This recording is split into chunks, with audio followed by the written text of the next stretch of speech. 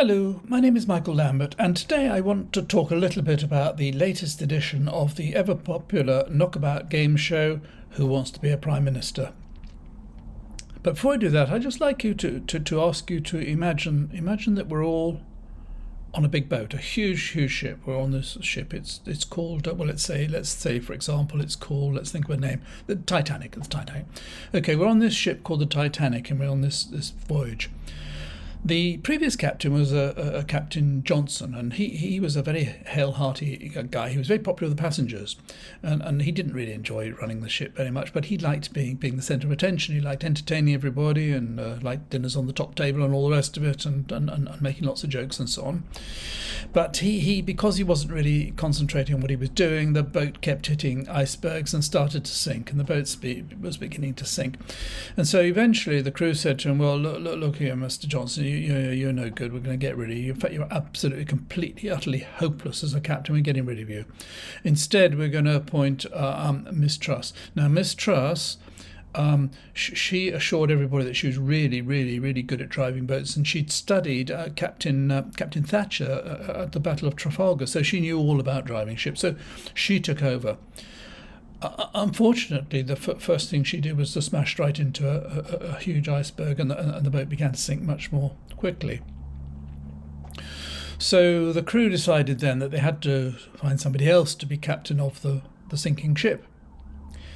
And so they got together on the bridge and decided that who was going to be, and it was to be decided between two people. They had to eliminate anyone who wanted to be the captain, just had to get it down to two people. When they got it down to two people, the idea was that they'd ask some of the passengers to vote to decide between the two. And the passengers who had this job there was a coach load of old folks. They're having a little holiday out from the nursing home, and they were the ones who would decide who would be the next captain of the ship. And so that's where we are at the moment. We're looking for a new captain for the sinking ship, and it's the old folk who are members of the Tory party who are going to decide. Now, I'm recording this at about 4 o'clock on Saturday afternoon, and as yet only Mordaunt has said that she is standing for leadership. Sunak hasn't said yet, but is expected to, and we're all waiting to hear whether Boris Johnson's going to stand or not. At the moment, according to the Guido Fawkes website, Sunak has about 120 pledges. I think Johnson has about 70, and Mordaunt has about 25. So it's unlikely, if Johnson decides to stand, it's unlikely that Penny Mordaunt will. Well, she won't go through. It'll just be between Johnson and Sunak. And I just ask you to think for a moment. The whole world looks at us now and thinks we're completely and utterly mad. They look at a country that has taken decisions that have determined our non-stop decline for the foreseeable future, that has done so much damage to our international trade, has damaged our reputation, has made us really, as I say, a worldwide laughingstock. And the person who's responsible for this is the one person who wanted to, who decided to back Brexit in order to pursue his own career. He didn't believe in Brexit. He was very much a Remainer, but he decided to back Brexit in order to advance his own career, and in the process really wrecked the country. And this is a man who is known all over the world now as being dishonest, as being incompetent, as being an absolute joker, a fool, and who is utterly self-obsessed. He's only interested in himself and having a good time. For him, this whole thing is just one big joke. And of course he knows he can go to America, just as he's been there this last couple of weeks, isn't he? And he knows he can go there and give lectures at 150 grand for half an hour to his heart's content. So he's never going to worry about money. He's never going to worry about having to stay here and put up with all the decline and all the chaos that is developing at the moment. So he's fine. But when you look back at his reputation and how carefree and how sloppy he's been, and how he's so reluctant to pay attention to detail. When you look at, for example, the beginning with COVID, he missed the first 5 COBRA meetings because of his dithering and delaying. So many people, maybe tens of thousands of people, died unnecessarily, who needn't necessarily have died had he acted quicker. And when you look at his stewardship of the economy, when you look at how he defended Patel and how he defended Owen Paterson and Chris Pincher and all these people, anybody who offended under his regime just got off. And when you look at the corruption, you look at the PPE scandals, you look at the test and trace, you look at all the other scandals that were going on, the inefficiency, the incompetence, the indifference, and just taking the whole thing as a joke. And the idea, having gone through that, and don't forget, 2 months ago, there was a vote of no confidence in him. And 148 of his own members of parliament out of 357 said they had no confidence in him. They wanted to get rid of him.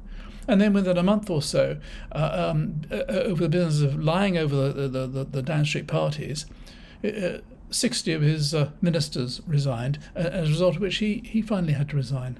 Went off saying, "Hasta la vista, baby, I'll be back." And he's coming back, and there are people who think he's the person to take over. It is quite beyond belief. I mean, it's absolutely, so no wonder the world's looking at us and thinking these people are bonkers. It's crazy. A man who's done so much damage. Boris Johnson, who is a result for all the consequences of Brexit, all that we're going through now, the shortages of the workers, the difficulty in getting of exporting, the lack of inward investment, all this collapsing of the economy is down to him and his Brexit. And yet, it looks as though he has a reasonable chance, because what will happen is if he decides to stand, and assuming he gets 100 votes, which he will do, he and Sunak will go to the old folks, and the old folks will say, "Oh, we don't really want the Indian guy to do it." And Boris is, well, he's funny, I like Boris, and I know he does things wrong, but that's just Boris, isn't it? And they'll all vote for him again, just to say the same people who gave us Liz Truss are now going to give us Boris Johnson.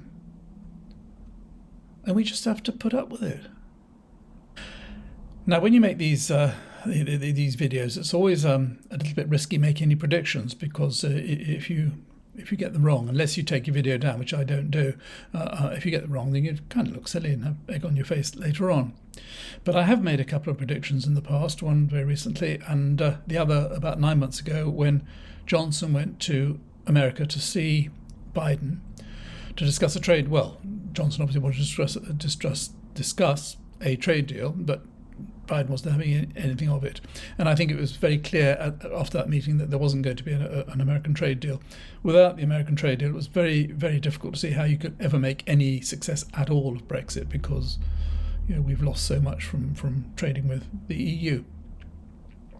And I said at the time, Johnson isn't going to last. They'll get rid of him. I did that partly because of the lack of the US trade deal, but partly because it was already very clear at that stage that he was reckless, and I knew sooner or later I thought he would make a mistake. And in due course, we know what happened. He went. Many people said, no, they'll never get rid of him. He's a vote winner and all this. That's what they're saying now. He's a vote winner. No, he's an election winner. Incidentally, all these people, these MPs who are piling in behind him now, 70 already have signed up for him. Some of them were people who were actually voting to get rid of him, voting against him in his vote of no confidence. But these are all people, these MPs, they're not thinking about the welfare of the country. They're not thinking about anything. They're thinking about their jobs. They think about, are they going to get re-elected, which is the best chance of getting re-elected. And they fall for all this junk about Johnson being a winner. They think, oh, he's a winner, so I must back him because he'll get us into Parliament next time. Of course he won't. He's an absolute liability now. But anyway, as I say, I forecast he would go, and in due course he went. And also a couple of weeks ago, last week, I said that Truss wouldn't last more than 2 weeks. And again, lots of commentators were saying, no, they won't get rid of her until after the October financial statement, when Jeremy Hunt gives his mini budget at the end of the month. And a lot of other people said no, they'll keep her till the end of the year, or they'll get rid of her in the spring and so on. And it seemed to be pretty obvious that she wasn't going to last. She was just collapsing. You could see it, and indeed she went within the week. So having said that, and blown my own trumpet for a second, I do want to make another prediction. My prediction today is this: that whoever takes over, whether it's Johnson or Sunak, won't last. And this government will not last until 2024. A lot of people, in fact, almost all commentators are saying now that the next election, the next general election, will be in 2024. It won't. It'll be a lot sooner than that, because whoever takes over, the government is going to collapse before then. I'm absolutely certain of it. And I'll tell you why. Things at the moment are really, really bad, and I don't think people have any idea how much worse they're going to get. The cost of living is desperately serious. We're just beginning of the winter. I mean, right up until now, you could probably survive without putting the heating on, but there are going to be people who are going to die out of cold. There are going to be people die of hunger this winter. The NHS is absolutely on its knees. And there's a whole string of strikes going on, and more strikes coming, and so on. Our economy is collapsing. Our credit rating, as you probably know, Moody's yesterday warned that they're going to reduce our credit standing, quite possibly very soon. And you can see the whole country is falling apart. It's all to do with Brexit. It's all to do with Brexit. The government, the ministers will all tell you it's all no. It's a war in Ukraine. It's still the aftermath of COVID, and they'll tell you that everybody else is just as bad. Everybody else is not as bad. Other countries are doing much better than us. We are forecast to be 19th out of 20 next year in the G20. So things are going to get very, very, very bad. And there has to come a point, and I think it will come, maybe in December or beginning of next year, there's going to be a point where people are going to say enough is enough. It seems to me there's every possibility there'll be a general strike, and that the unions will take the initiative. And if that were to happen, then the government couldn't carry on, and the king would have to insist on a general election. It seems to be there is no possibility of this fiasco, this utter chaos, being managed out of, if that's one way of putting it. But nobody, Sunak or anybody else, is going to find a way out of this mess. It is too bad. Too much damage has been done. And whilst we sail on with this absurd, we must make a go of Brexit, we must make a success of Brexit, and until we stop that, so we say stop, let's all grow up. All these people, look at it, Cameron, May, Johnson, Truss, and Sunak. Sunak is the first of all of those who actually voted for Brexit. The rest are all Remainers. And undoubtedly Johnson was a Remainer. And on the other side, you've got Starmer and Miliband and all the rest, all want to make a go of Brexit. You can't make a go. You can't make a success of a sinking ship. All you can do is try and stop it sinking.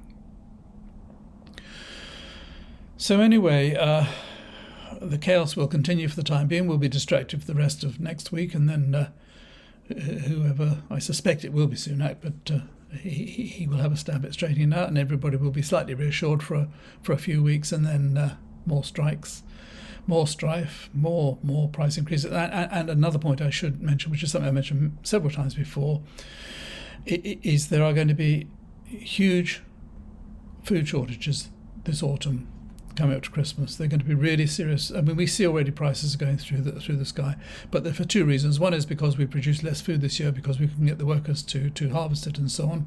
And the second one is that Europeans, excuse me, Europeans, when they've got a choice of 27 countries or shipping to the UK, are going to put us always at the end of the queue. And so what we see in our supermarkets, you see time and time again, the vegetables, by the time they get put out, they're already going off. And we saw last week a classic example to illustrate this. That lorry that was stopped in Dover was found to be full of contaminated meat, rotting meat, and all the rest of it. Now, that illustrates the attitude, not of all, of course, but it is an attitude of Europeans towards us. We don't really matter. We're at the bottom of the queue. They can send us their inferior food because they know we're going to be desperate. And we're going to be paying very, very high prices for poor quality food. And people have had enough of it.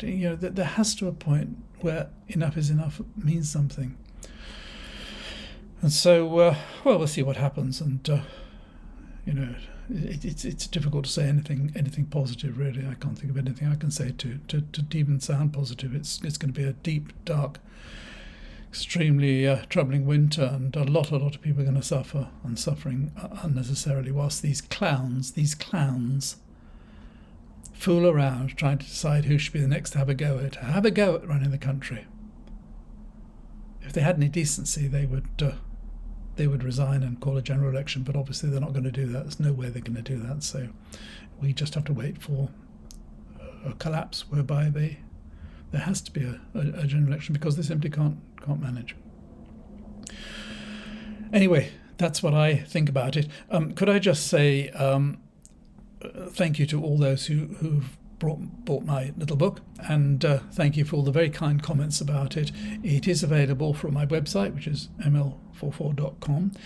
And finally, if you haven't already subscribed, I really would appreciate if you would do so. And if you've watched this far, thank you for watching, and until next time, bye for now.